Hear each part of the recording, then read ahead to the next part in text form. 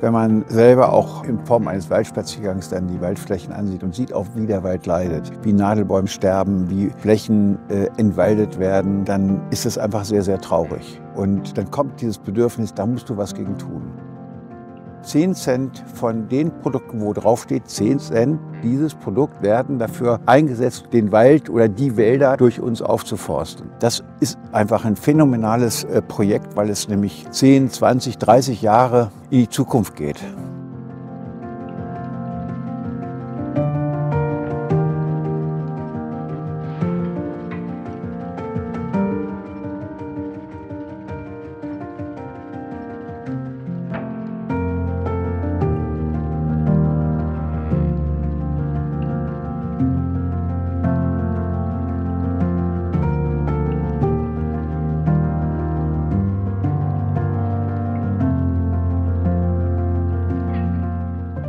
On est dans une forêt du centre de la France qui a une grande histoire, un passé aussi compliqué avec beaucoup d'exploitation forestière sur cette forêt.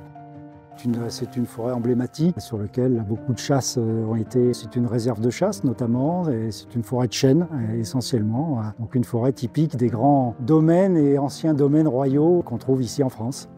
Le changement climatique qui arrive à un rythme très rapide, trop rapide pour que la forêt puisse s'adapter naturellement à ce changement climatique. Donc c'est pour ça qu'on est obligé de planter des essences forestières ou des provenances qui vont permettre d'adapter plus rapidement la forêt à ce changement climatique en allant chercher des essences soit plus au sud, soit plus à l'est, parce qu'ici on a aussi une influence océanique, donc avec finalement un climat un petit peu tamponné par la présence de l'océan qui n'est pas si loin que ça d'ici. Donc on va chercher des essences forestières plus à l'est de l'Europe, dans un climat continental où il y a des gradients de température ou d'humidité plus importants, en espérant qu'elles soient adaptées aux conditions climatiques qui vont intervenir dans les décennies qui viennent, parce que les arbres qu'on plante aujourd'hui, il faut qu'ils soient adaptés au climat qu'on va avoir dans 40 ou 50 ans.